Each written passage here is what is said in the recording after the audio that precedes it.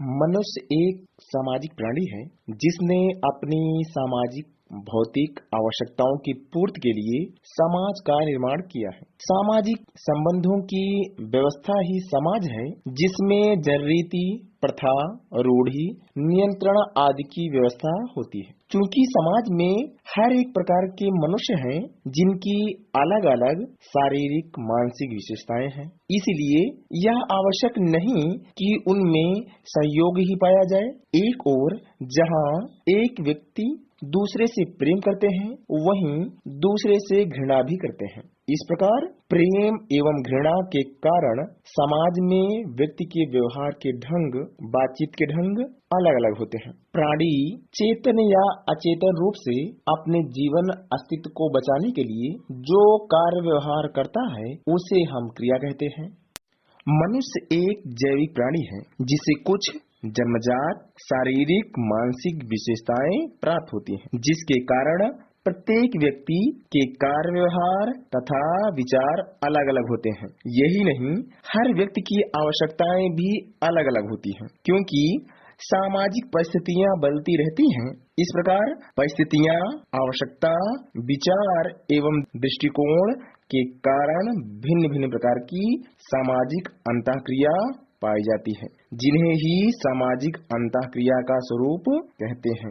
सामाजिक अंतःक्रिया ही सामाजिक प्रक्रिया का निर्माण करती है। हेलो फ्रेंड्स, आज हम बात करने जा रहे हैं सामाजिक प्रक्रिया, जिसे हम सोशल प्रोसेस के नाम से जानते हैं। वीडियो में आगे बढ़ने से पहले यदि आप हमारे चैनल पर नए हैं तो चैनल को सब्सक्राइब करें, और आपको वीडियो पसंद आती है तो लाइक अवश्य करें। सबसे पहले हम ये जानकारी कर लेते हैं कि कौन कौन से ऐसे टॉपिक हैं जिनका हम अध्ययन आज करेंगे। तो सबसे पहले सामाजिक प्रक्रिया का अर्थ, सामाजिक प्रक्रिया की परिभाषा, सामाजिक प्रक्रिया की विशेषता और अंत में सामाजिक प्रक्रिया के प्रकार का अध्ययन करेंगे। तो सबसे पहले सामाजिक प्रक्रिया के अर्थ के विषय में बात कर लेते हैं।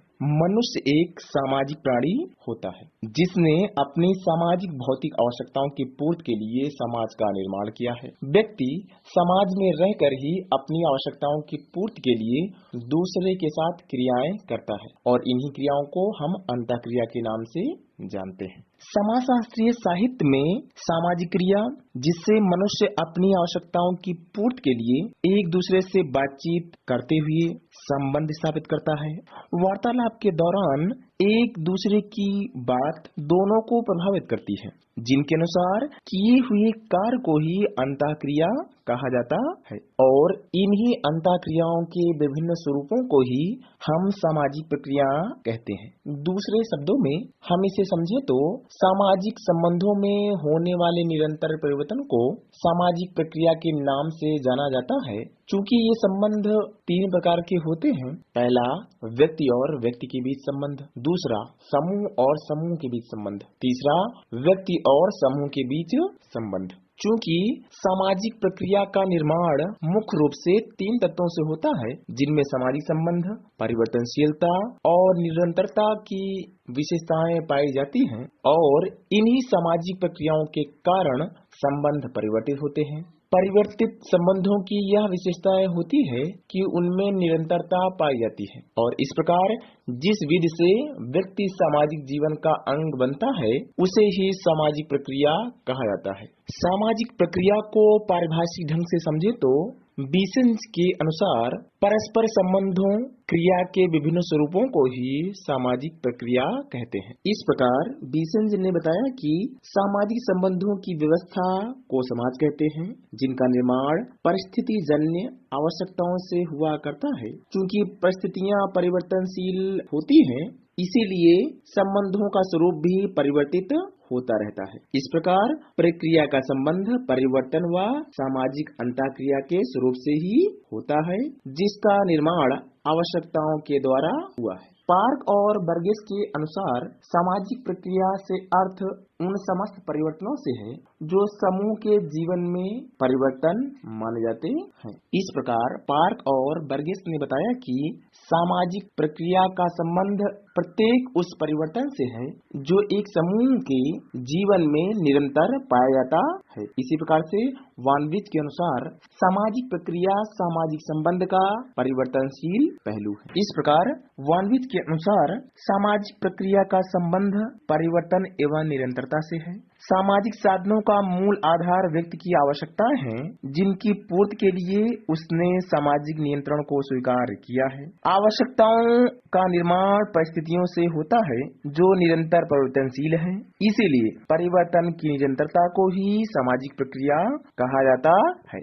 सामाजिक प्रक्रियाओं की विशेषताओं की बात करें तो इन प्रक्रियाओं को कुछ निश्चित आधारों के अनुसार वर्गीकृत किया जा सकता है। नकारात्मक सामाजिक प्रक्रिया और सकारात्मक सामाजिक प्रक्रिया। चूँकि समाज में मनुष्य विभिन्न प्रकार के पाए जाते हैं जिनकी अलग अलग शारीरिक मानसिक विशेषताएं हैं, इसमें से यह आवश्यक नहीं कि उनमें सहयोग और प्रेम ही पाया जाता हो, वह एक दूसरे से घृणा भी करते हैं। इस प्रकार प्रेम और घृणा के कारण समाज में व्यक्ति के व्यवहार के ढंग, बातचीत के ढंग अलग अलग होते हैं। दूसरी विशेषता सामाजिक प्रक्रिया वह तरीका है जिसमें एक समूह के सदस्य के रिश्ते एक विशिष्ट चरित्र प्राप्त करते हैं। चूँकि सामाजिक प्रक्रियाएं आंतरिक एवं बाह्य दोनों कारणों से प्रभावित एवं गतिशील होती हैं तथा समाज को व्यवस्थित करती हैं, यही कारण होता है कि समूह के सदस्यों के रिश्ते एक विशिष्ट चरित्र को प्राप्त करते हैं। तीसरी विशेषता, ये प्रक्रियाएं व्यक्ति या समूहों के बीच सहयोग, संघर्ष, सामाजिक भेदभाव और एकीकरण, विकास आदि के बीच बातचीत के विभिन्न तरीकों को दर्शाती है। चूँकि सामाजिक प्रक्रिया की निरंतरता के कारण ही सामाजिक संबंध बनते बिगड़ते रहते हैं, इसीलिए यह सामाजिक विघटन की एक प्रक्रिया होती है। इस कारण से इनमें जहां एक ओर सहयोग पाता है वहीं दूसरी ओर संघर्ष, सामाजिक भेदभाव और एकीकरण जैसी प्रक्रियाएं पाई जाती हैं और इसी कारण से इनके बीच बातचीत के विभिन्न तरीके भी पाए जाते हैं। चौथी विशेषता सामाजिक संपर्क पारस्परिक संबंध हैं जो न केवल व्यक्तियों पर प्रभाव डालते हैं बल्कि रिश्तों की गुणवत्ता पर भी प्रभाव डालते हैं। चूँकि सामाजिक प्रक्रिया व्यक्ति एवं समाज को एक सूत्र में बांधती है, जिसके कारण व्यक्ति सामाजिक व्यवस्था का उल्लंघन नहीं करता है क्योंकि वह उसकी आदतें व समाज की परंपराएं बन जाती हैं और जिनके प्रभाव से ही व्यक्ति के रिश्तों में गुणवत्ता आ जाती है। सामाजिक प्रक्रिया के प्रकार की बात करें तो व्यक्ति समूह से संबंध दो आधारों पर स्थापित करता है। पहला सहयोगी प्रक्रिया और दूसरा विरोधात्मक प्रक्रिया। सहयोगी प्रक्रिया के अंतर्गत सहयोग, व्यवस्थापन, अनुकूलन, परसंस्कृति ग्रहण, सात्मीकरण तथा एकीकरण आते हैं, जबकि विरोधात्मक या असहयोगी प्रक्रिया के अंतर्गत प्रतिस्पर्धा, संघर्ष एवं प्रतिकूलता आते हैं। सहयोगी प्रक्रियाओं में सहयोग की बात करें तो सहयोग सामाजिक जीवन की प्रारंभिक प्रक्रियाओं में से एक है। हिंदी में सहयोग के लिए सहकारिता, सहकार्य आदि शब्दों का प्रयोग किया जाता है। सहयोग का अर्थ दो या दो से अधिक व्यक्ति जब साथ मिलकर समान लक्ष्य को प्राप्त करते हैं तो उसे सहयोग कहा जाता है। यह सामाजिक सहभागिता का ही एक रूप होता है। वर्तमान समय में सहयोग स्थानीय स्तर, राष्ट्रीय स्तर एवं अंतर्राष्ट्रीय स्तर पर देखने को मिल रहा है। सहयोग के अभाव में समाज का अस्तित्व खतरे में पड़ सकता है। समाज को सहयोग की आवश्यकता इसलिए पड़ती है जिससे समाज में चल रही विभिन्न प्रकार की विघटनकारी प्रक्रियाओं से निपटा जा सके। व्यवस्थापन एक सहयोगी सामाजिक प्रक्रिया है।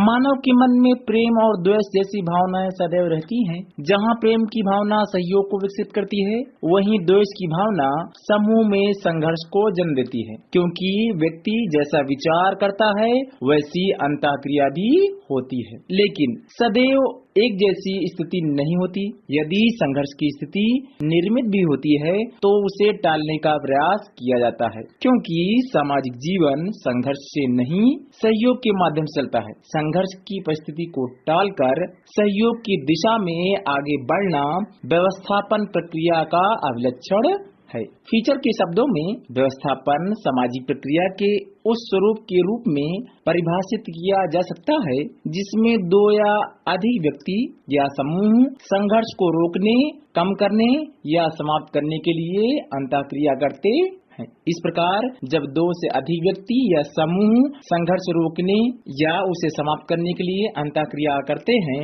तो उसे व्यवस्थापन की प्रक्रिया कहते हैं। अनुकूलन जीवों में होने वाले शारीरिक, संरचनात्मक एवं व्यवहारात्मक परिवर्तन जिनके कारण ये जीव किसी विशेष आवास परिस्थितियों में रहने हेतु विशेष लक्षण प्राप्त कर लेते हैं तो वह स्थिति अनुकूलन कहलाती है। दूसरे शब्दों में अनुकूलन जीवों के द्वारा की जाने वाली उस प्रक्रिया का नाम है जिसमें सभी जीव अपने अस्तित्व को बनाए रखने के लिए और अपने वंश को आगे बढ़ाने के लिए प्रयास करते हैं, अर्थात माहौल के अनुसार अपने को उस योग बनाते हैं। इस संपूर्ण प्रक्रिया को अनुकूलन कहा जाता है। पर संस्कृति ग्रहण वह प्रक्रिया है जिसमें दो अलग अलग संस्कृतियों अथवा सभ्यताओं के बीच होने से लेन देन की प्रक्रिया एक दूसरे को प्रभावित करती है, अर्थात जब एक दूसरे से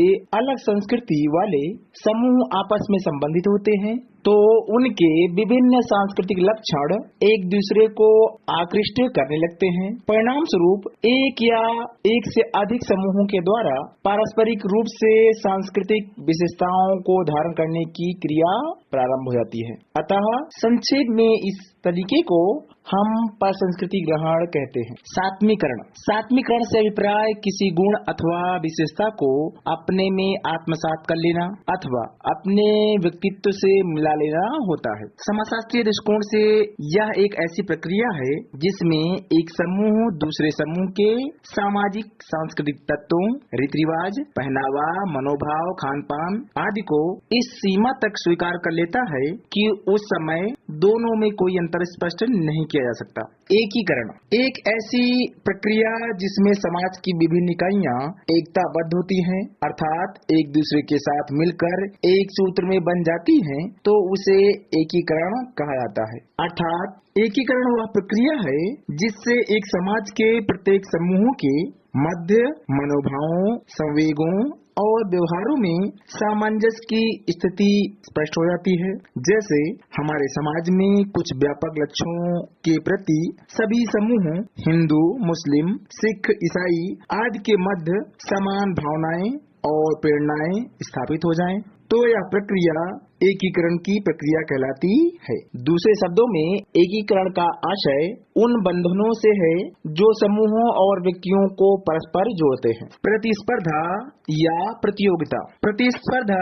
प्रतियोगिता एक असहयोगी प्रक्रिया है जिसमें सीमित साधन, वस्तु अथवा पद को पाने के लिए दो या दो से अधिक व्यक्ति एक साथ प्रयास करते हैं। जब समाज में साधन सीमित होते हैं, उनको प्राप्त करने के लिए अधिक व्यक्ति होते हैं, तो समाज के सदस्य एक दूसरे से अप्रत्यक्ष संघर्ष करते हैं और सीमित साधनों को प्राप्त करना चाहते हैं। इस दशा को प्रतियोगिता या प्रतिस्पर्धा कहा जाता है। संघर्ष तब होता है जब प्रतियोगियों का ध्यान प्रतिस्पर्धा की वस्तु से प्रतिभागियों की ओर हो जाता है, अर्थात जब दो या दो से अधिक व्यक्ति या समूह के मध्य समझौते की संभावना नहीं रह जाती, प्रतिस्पर्धा पर नियंत्रण नहीं होता तथा व्यक्ति स्वयं के हितों को पूर्ण करने के लिए एक दूसरे को हानि पहुंचाने लगते हैं, तो यह क्रिया समाज में संघर्ष की प्रक्रिया के रूप में उत्पन्न हो जाती है। प्रतिकूलता भी एक असहयोगी प्रक्रिया है। प्रतिकूलता प्रतिकूलन का ही रूप होता है। प्रतिकूलन वह स्थिति होती है जब परिस्थितियां अपने पक्ष में नहीं होती। दूसरे शब्दों में, प्रतिकूलता एक प्रतिकूल भाग्य, दुर्भाग्य एक घटना या एक ऐसी स्थिति है जिसमें एक व्यक्ति खुद को पाता है। ऐसी प्रक्रिया से असहयोगात्मक भावना का उदय होता है। इन प्रक्रियाओं के द्वारा ही घृणा, द्वेष, ईर्ष्या, कलह, स्वार्थ इत्यादि दुर्गुणों को बल मिलता है।